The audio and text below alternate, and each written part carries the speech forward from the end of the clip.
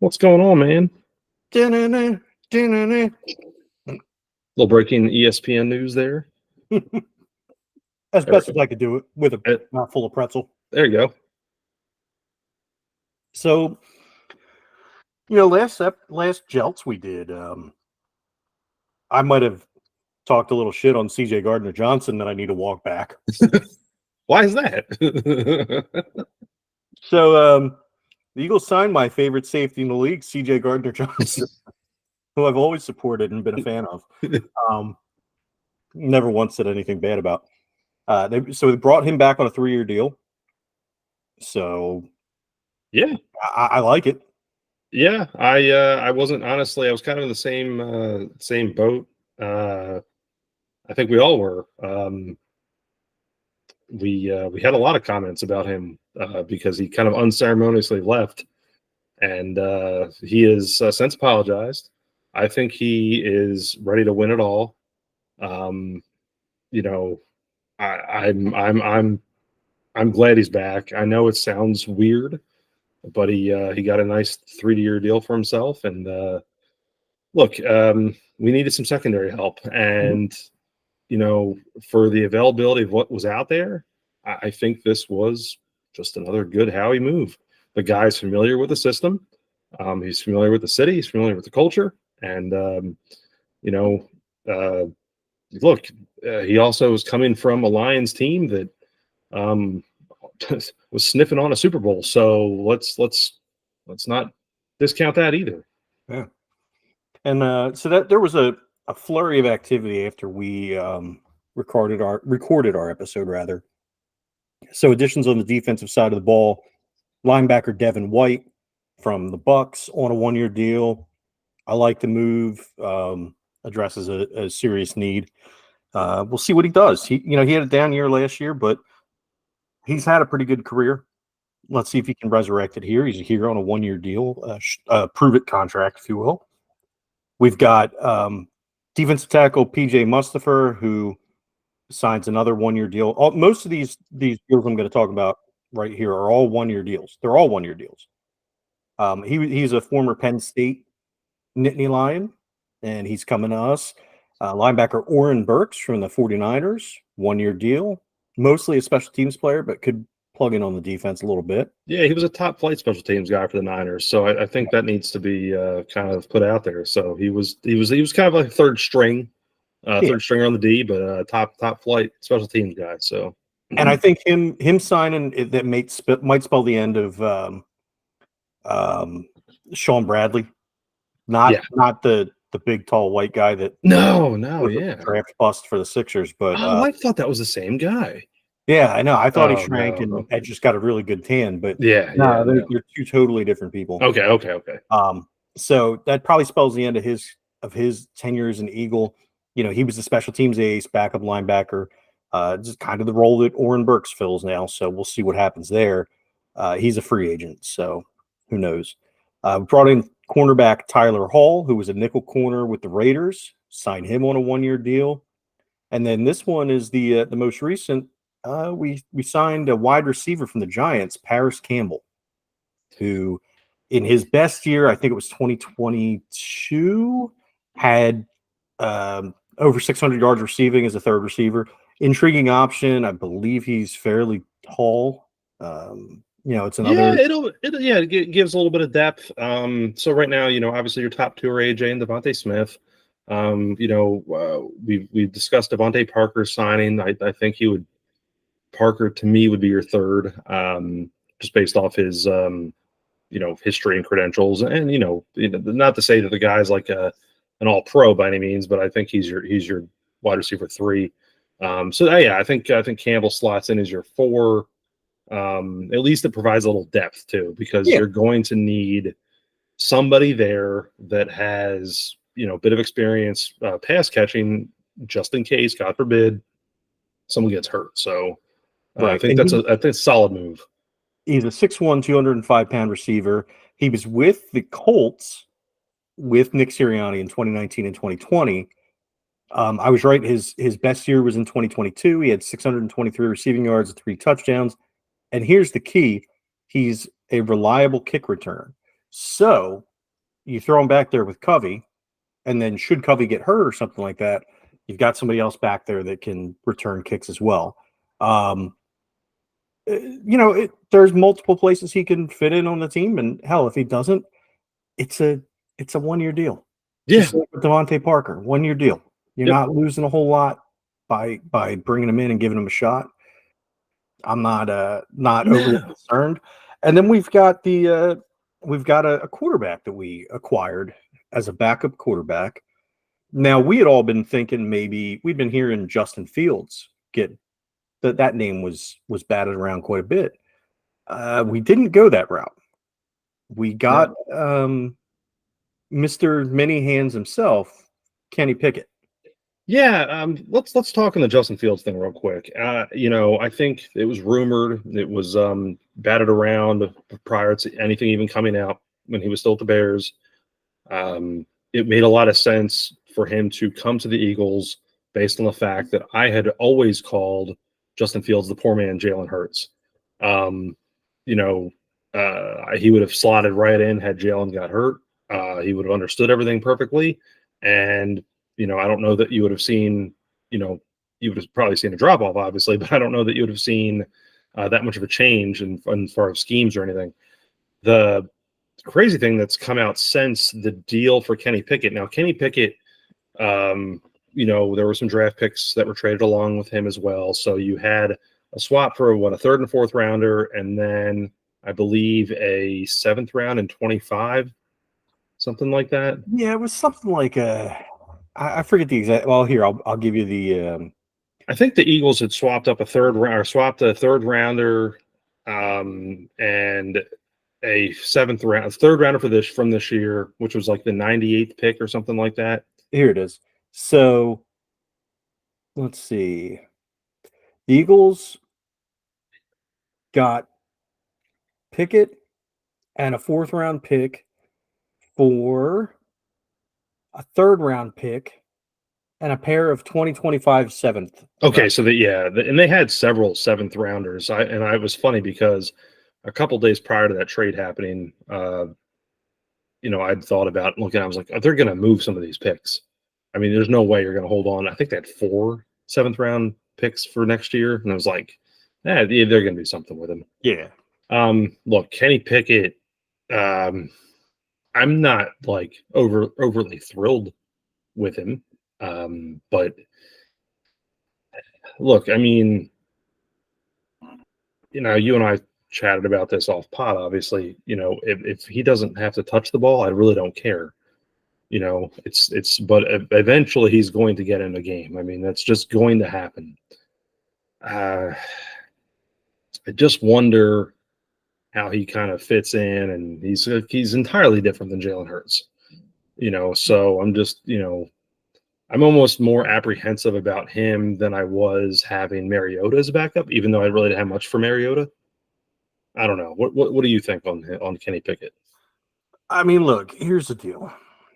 He's got something. He was the 20th overall pick 2 years ago, right? Somebody saw something in him.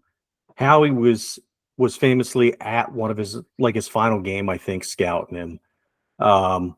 He's somebody that's been on their radar.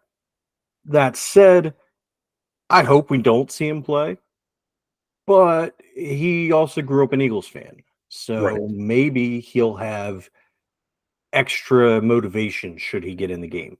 Not that any NFL quarterback should need motivation, or extra motivation, so to speak.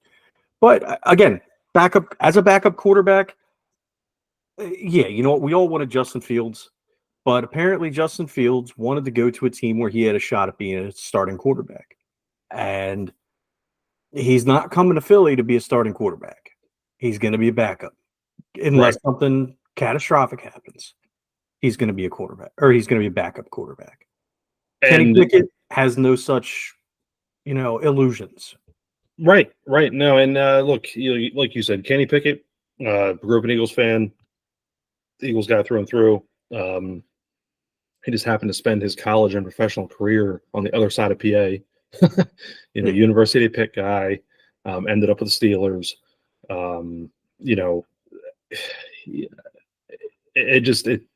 I think it's a hard pill to swallow thinking that Justin Fields was that close, but then maybe it comes out that Justin Fields was like, no, I'm not getting traded there. No. And the funny thing is on the Steelers side, so you trade Kenny Pickett, um, because you also grab on to Russell Wilson for basically no money because Denver's having to swallow that one, with an insane cap hit, no less. And then, then you grab Justin Fields. So now you have Justin Fields potentially to learn under the tutelage of a look, Russell Wilson, as much as I don't really care for the guy, look, he's a great quarterback whenever he was in his day. The guy's a proven winner. Maybe not right now, but he knows how to win. And maybe that's what's going to happen. The Pittsburgh Steelers have Wilson for a year. Well, Fields learns under him, and boom, you've got your franchise guy for, beyond that. That Right. to me, that's the train of thought. I mean, I could be wrong. That or they're just trying to figure it out. I don't know. I mean, and if you look at it too, look, Justin Fields, were we to take him on to be our backup quarterback, his numbers are palatable for this season. All right. He's only combined, his total cap hit is 3.2 million, right? Mm-hmm. 2025, his cap hit is $25.6 million. Yeah, that's a lot. There was no way in hell that we were taking on a backup quarterback whose cap hit was $25.6 million. No, not at all. Not at all. So, I mean, apparently, I guess it's a club option for a 5th year, and maybe they could avoid that by signing him to, if they don't pick up the 5th year and they just renegotiate his contract. I guess I'm still not quite sure how the contracts all work out. You know what I mean? Mm-hmm. But that's a fucking ton of money. Yeah. Yeah. And to be paying that for a backup quarterback is fucking insane. Yeah. No, it's that's a great point. And here's the thing too. And it just said it's like, okay, you realize to me that Justin Fields' ceiling would basically be, to me, directly underneath Jalen Hurts. So to pay that much money for a backup, and let's say Jalen comes crashing down, God forbid, I hope he doesn't. But then, okay, your next option is to overpay Justin Fields. Well, then you've completely kind of painted yourself into a corner because of all the money that you're. Yeah, no, I mean, and yeah, you don't have much. There's not a whole lot of loss really on Kenny Pickett. So No. and so let's say worst comes to worst. I mean, you could always look for someone in the draft if he just kind of flames out, and you still have Tanner McKee sitting back there. So who knows? Right. I mean, how this shakes out. And honestly, I've got a lot of, I don't know. I feel like Tanner McKee could end up being a really good quarterback in this league if he ever gets the shot. Right. Do I want him to start over Jalen Hurts? Hell no. No. I'm rolling with Jalen until such time as Jalen no longer wants to be the quarterback of the Philadelphia Eagles. Or, if something should happen and I don't think that this could ever, I don't think this would ever actually be the case. But should he not return to his 2022 form or something very close to it, and he shows that he's not the quarterback, all right, then maybe we can give Tanner a shot. But at the same time, I really don't see that happening. Yeah, no. I look, we chatted about this off pod and even on pod, man. I was super disappointed about,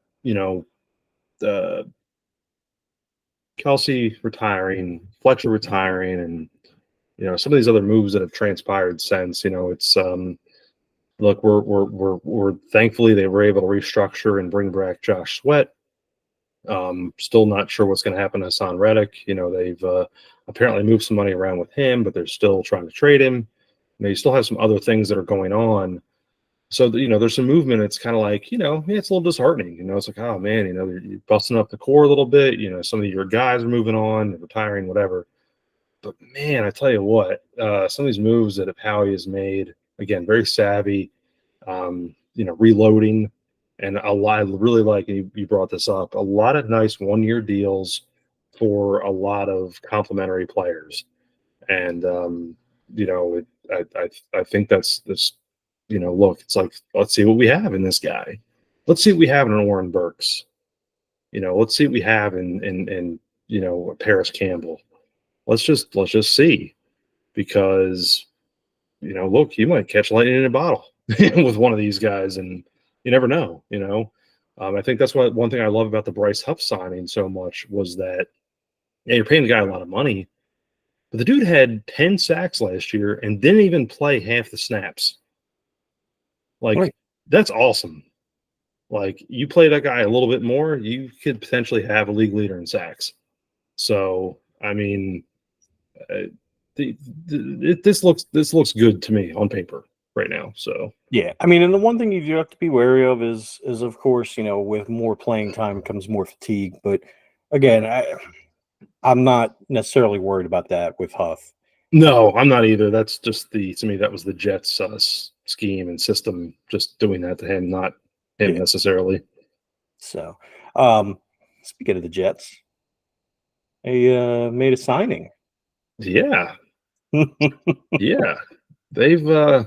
I'll tell you what, man, they cracked me up. So let's not kid ourselves here. The Jets, they beat us last year. So we kind of have to, kind of speak to that a little bit. But whatever, look, they're still the Jets. Yeah. And they decided to go out and grab a wide receiver, They did. which is fine. They grabbed Mike Williams, who I like. Mike Williams. I always thought Mike Williams was a good receiver. The problem, though, is that Mike Williams was hurt last year and played all of 3 games. And the Jets were like, that's good enough to give you $15 million. It's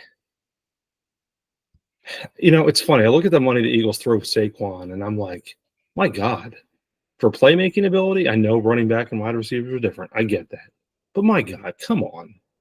Really? $15 million for Mike Williams? Man, I don't know. I don't get it. Like, and here's the thing too. Mike Williams, over his career, he was on year 1, 2, 3, 4, 5, seventh year in the league last year. He's only gone over 1,000 twice, and the only time he ever led the league in anything was 5 years ago, and that was yards per catch. Yeah. So, is that 15 million? I mean, No. no. I pay 15 million for Mike Evans 1 year, but not Mike Williams. Right. I don't know. Right. Well, all right. So one of our other favorite punching bags, and I'm gonna put them on blast, even though I'm very pleased with them and I thank them for their service. But there's another receiver that was signed recently that a little funny business going on. Not necessarily that the team or the player did anything wrong, but just how much of a clown can you make yourself look like? Okay, so we all remember a couple years ago the Titans didn't want to give AJ Brown a 4-year, $100 million contract, right? So they traded him to us. Mm-hmm. They signed Calvin Ridley to a 4-year, $92 million contract. That's insane. And last time I checked, Calvin Ridley was not AJ Brown. No. Right? Yeah. So Calvin Ridley, 29 years old. Let's see. Yeah. How old is AJ Brown? AJ Brown is 26 years old. Yeah. Look, I don't get me wrong. I really, really, really, really like Calvin Ridley. I think he has tremendous talent. But this is a guy that, had a really, really checkered career so far. So, Here's a guy who didn't play at all in 22 because of, it's a little off-field troubles. Comes back last year and, plays in 17 games and just cracks 1,000 yards. He's basically, Trevor Lawrence's new guy to go to. But it's not outstanding numbers to me. Like 76 catches, 1,016, 13.4 yards per catch, 8 touchdowns. He's good, but man, those numbers don't really just stand out to me. And I'll tell you why. Because he's at 76 catches. He was targeted 136 times. So I just don't see. It's like you get that many targets, and it's like, to me, look, he was targeted. Okay, let me go back to 19 for him. And maybe this is why I say this, because it's to me it's the same pattern with him. 2019, which is the year before his really good year, he's targeted 93 times and catches 63 passes. Similar patterns, but his yards per catch are the same. They're basically 13.7. I just don't see how that guy gets nearly $100 million based off basically had one really great year in 2020. Right. And that's it. Right. I And don't know. do you remember when the noise was, oh, the Eagles are going to sign him, he's going to be their number one receiver, before he got suspended for for gambling? Yeah. Like, that was everything. And then even when he came back, it was, oh, the Eagles are going to go after Calvin Ridley. Why is everybody riding his dick? Yeah. His success rate as far as receiving has dropped from nearly 60% in 2019, which was his high, to the upper 40s for this past year. And so I just don't get it. I just don't get it. And there's going to be more of a drop off. Yeah, it's insane. So actually, maybe the Jets aren't stupid for giving Mike Williams $15 million after that one. That's true. I will say one move I did like. I thought this was savvy as all get out, because this move cost the Bears nothing, was trading for Keenan Allen. I mean, other than the money thing, but talk about getting a top flight receiver. I don't care how old Keenan Allen is. I've always been a big fan of his. He can catch anything. And look, Keenan Allen, I'm just going to throw up his numbers real quick. Yeah. He again put up another, just, and very quietly too, because I don't think the guy's heralded enough. 108 catches, 1,200 yards.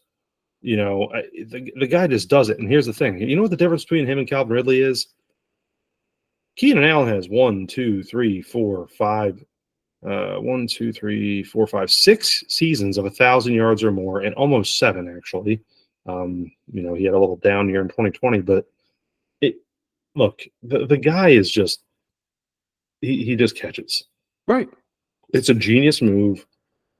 Here's the problem, though, is that, and to circle back to the Justin Fields thing, as much as I wanted the Eagles to have him, Justin Fields ended up with the Eagles, and now the Bears have said, okay, we're going to draft Caleb Williams. So, yeah. Dude, can you think of a better landing place for that kid? No, I can't, actually. Like, because legitimately, let's look at the weapons that they got him. No. Even if you just look at, we're gonna look at the two additions to the offense that they brought in. Okay, DeAndre Swift, yes, and Keenan Allen. Yeah, no. What more? Like, I mean, obviously they need an offensive line to block in front of them, but they've got how many picks in the first round? Don't they have 2? Yeah, they have an insane amount of, like, let's see, Bears draft picks in 2024. We're just gonna throw it up real quick.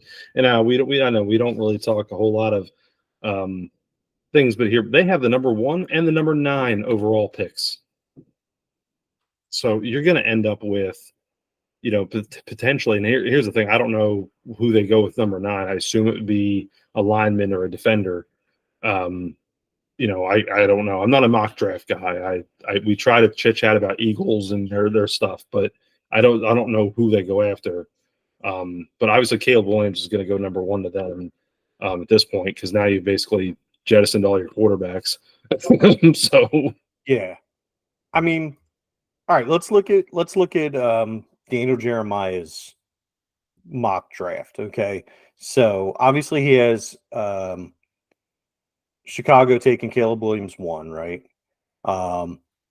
So then we go, let's see, the Bears, they have taken wide receiver Rome Odunze. oh wow, yeah. Dang, So could think you about this. imagine? So your wide receiver core then is Keenan Allen, DJ DJ Moore Moore, and Rome. and then him, dude, Damn. that is sick. Oh, yeah. I'm gonna have to start following the Bears a little more. Except I I mean, don't I'm like still not Caleb going to follow Williams. the Bears, but like, dude. So, and here's this is something I wanted to discuss too, and this is making me think about it. They're saying that Brock Bowers. You think he'll fall? So Brock Bowers, they have going 12. He's a tight end from Georgia. We know the Eagles, have really been going after Georgia players. Oh yeah. Let's see. So the Eagles draft 22. So they have the Eagles taking Nate Wiggins, cornerback from our team, the Clemson Tigers. I'm wondering, like, I like that pick. I love that pick, as a matter of fact. I think Wiggins is going to be awesome, and they definitely need help at cornerback, especially if they don't trade for Patrick Surtain the second. Patrick Surtain 2. Patrick Surtain the second. Patrick Surtain the sequel. Yeah. I've been hearing a lot of people talk about maybe, depending upon how far Bowers drops, that the Eagles trade up to take him. I could see that, man. And dude, I would, man. And you talk about a weapon, and of course, the familiarity with all the Georgia guys, Right, dude. Man. Now, I mean, let's be honest here. If we're being serious and we're thinking about how the Eagles actually draft, if they're trading up, I feel like they're going for a tackle. I feel like they're going, or a guard or something. I feel like they're going for an offensive lineman. Yeah. So, yeah, and that makes sense. I mean, they're going to need to start reloading after a while. You do have, look, the retirement of Kelsey. You do have other guys aging at this point, so it's like you're going to have to reload, and so it'd be good to probably take a high pick on a lineman.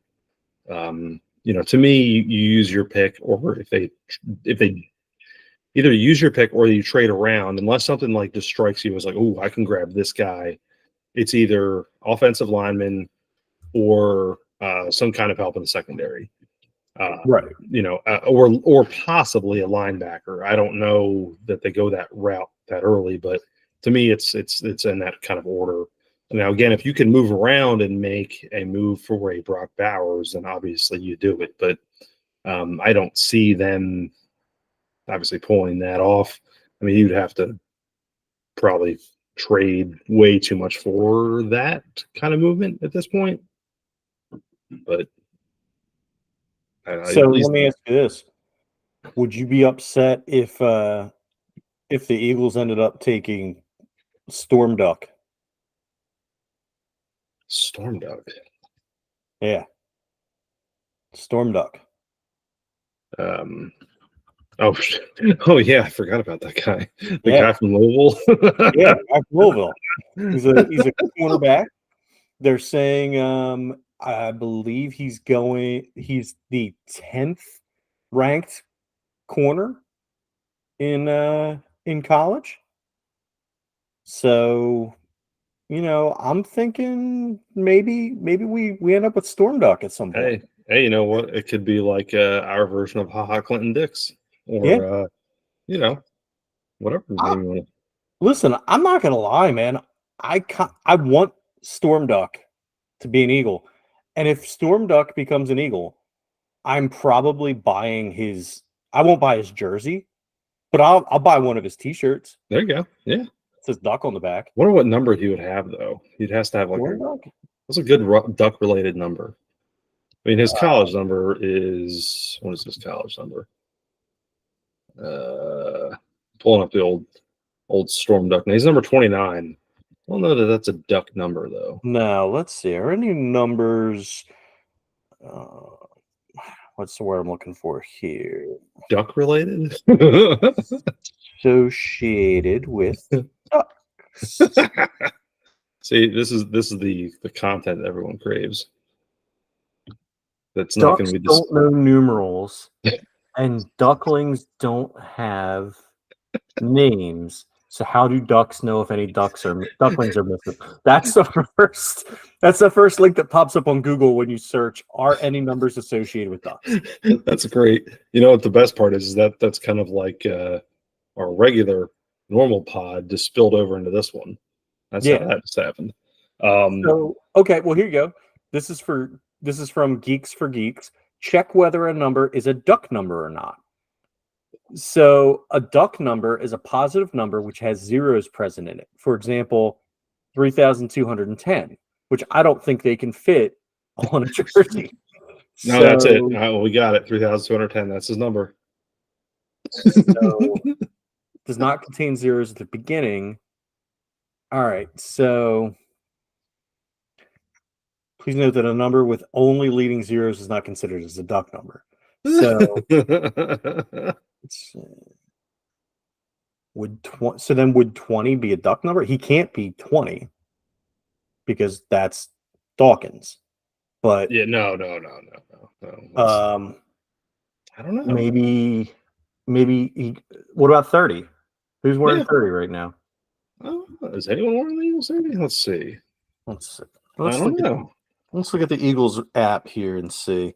I know this is the content that our 3 listeners tune in for. Yeah. Actually, no, we've actually had more on this than I was kind of surprised actually. Let's see. There's a lot of obviously a lot of unnumbered players, if you will. Yeah. There is no number 30 right now though, so it's all right. So we're gonna draft Storm Duck, and he's gonna be number 30. There you go. Because yeah. All right, so let's chat real quick. We do have some other Philly sports stuff that's getting close here to starting with baseball. I know we've discussed before some of the free agency moves and obviously the re-signings and whatever. We didn't talk about re-signing Wheels.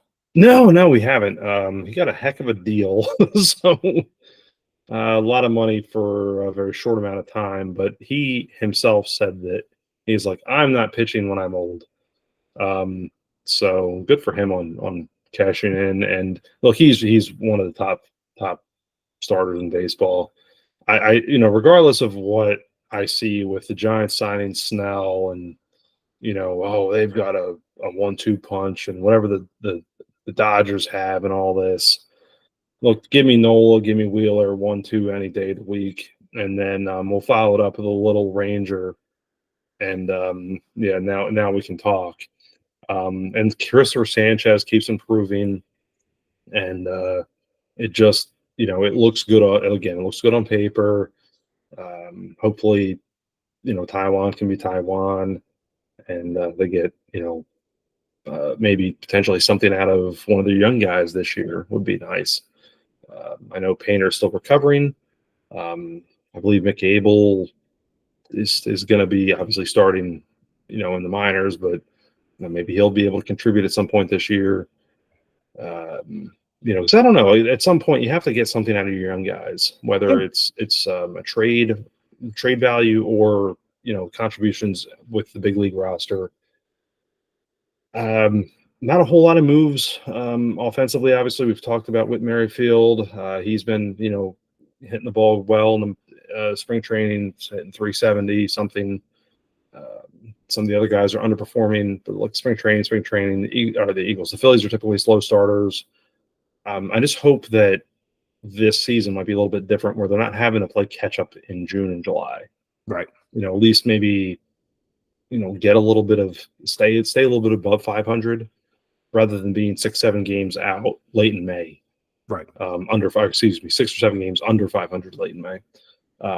That's always troubling. But then they turn on they always tend to turn it on. We've talked about before. I think health is a big factor. Bryce is already having some issues. I know they're resting him now. I have no qualms. I think he'll be back. No problem.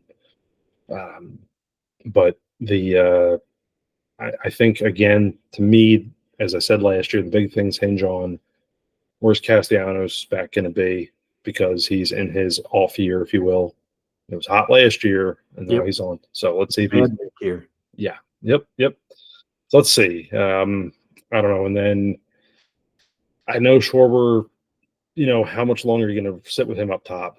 And then what kind of a leash do you give Rojas offensively? That's really your big questions this year, because look, Rojas is a Class A defender, but the man's probably going to hit like 100 this year. So, I mean, it's like, oh, I don't know, man, because Rojas has been putting in a ton of work. Last season, during the regular season, he's hitting 300 something before the postseason. Oh yeah. I think the problem with him is, like, he's the postseason hit, and then again spring training he has not done well at all.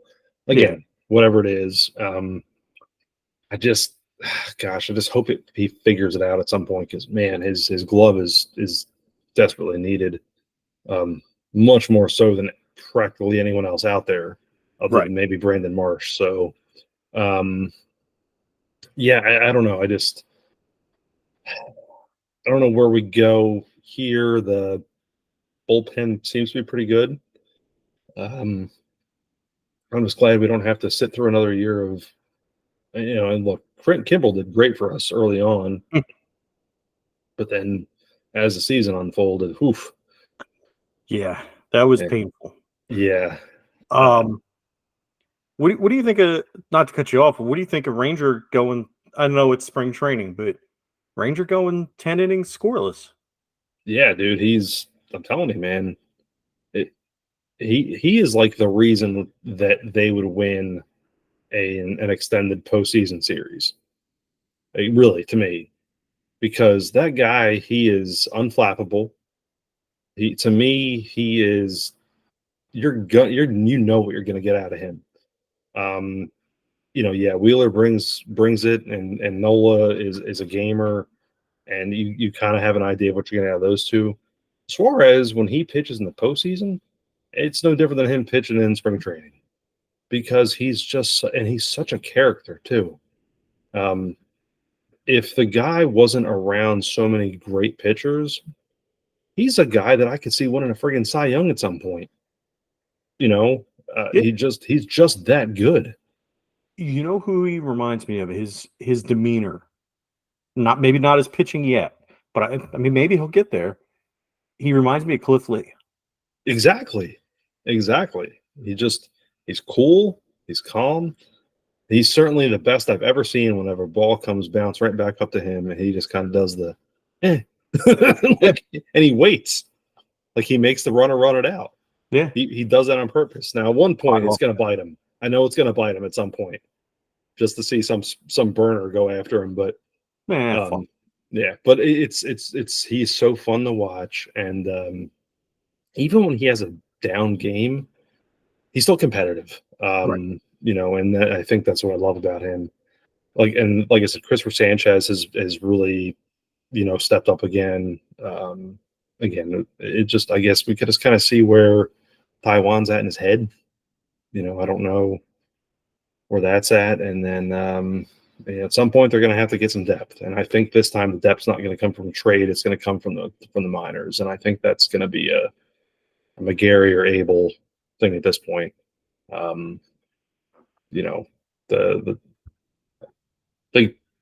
The only major unsigned starter, I believe, is Jordan Montgomery. Yeah. So I don't think that that's an option right now. No, I mean, I'd like to see it, but I just don't. I think you're right. I don't think that that's going to happen. But you never know, man. The Phillies are weird like that. Yeah. I think it's a little late in the game. They might. And of course, look, to knock on wood, I mean, someone could get hurt.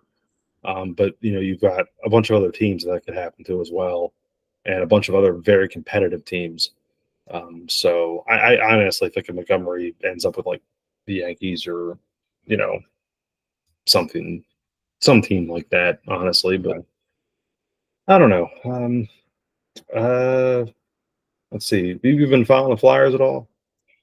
Yeah, man, the Flyers are kind of falling off a little bit. Having some issues. I think that fatigue is finally starting to set in for Harrison. This is the first year he's been counted on to be a starter, and he's kind of wearing down. The team's kind of slowing down. They're facing a little bit of adversity with he's with uh, Sean Couturier. He's kind of slowed down a little bit, and they're not hitting on all cylinders like they were earlier in the season. Right now, they're still. Let's see where they stand in. They are the third wild card team in the, or no, they're in third place in the Metropolitan Division. They would be the sixth seed. Tampa and Detroit would be your two wild cards, Gotcha. and then Washington's right behind Detroit. Um, the and Tampa, honestly, Tampa's got one more point than us. So it's kind of funny how this goes. So in the Metropolitan, you have the Rangers in first with 96 points. You have the Hurricanes in second with 94 points. And then way back in third place, you have the Flyers with 79. So there's a clear delineation between the top two teams in the Metropolitan Division and then the Flyers. And even if you look at the Atlantic Division, you're looking at the Bruins with 97 points, the Panthers with 94 points, and then Toronto with 87 points. So, the Flyers are playing much more like a wild card team. They just happen to be in the weaker of the two Eastern Conference divisions. Right. So they make, they're good for that. They're a -6 in goal differential. So they've got 208 goals for, 214 goals against. They're 4-3 in the shootout. So they just lost today in overtime. They're a young team. They're a Yeah. young team. They're everything we said they were. They're still an exciting team to watch. Obviously, they're within striking distance of the playoffs. Nothing to really be unhappy about. I just kind of wish that they would not have ostracized their captain. Right. Which this is the one thing about Tortorella that I'm not a fan of is sometimes he's a bit heavy-handed with some of the players. And Sean Couturier coming back off of some major injuries, missed essentially 2 years, comes back this year. Yeah, he's been struggling, but I'm sure that being a healthy scratch as the captain of the fucking team doesn't exactly help his headspace. So, so there's that. I mean, they'll play a playoff series. They might make it through the first round. Hell, they might surprise us and go all the way to the cup. It's happened before. But it's one of those things where, whatever we get out of this year is golden. Right. I'll take it. And, let's keep improving on it, get something to build on, and go on from there. Yeah, and I guess I agree, and let's finish up real quick too. We'll talk Sixers just a minute. Sixers again, they had a pretty decent start, and Embiid gets hurt. Maxey goes down, and again now you're sitting on a team that's a few games above 500. It's just it sucks because it's like you had the league's MVP, and now you're just kind of I can't say Right. dead in the water. But if by some miracle happens that you do end up doing anything, it's not going to matter. I mean, it is what it is.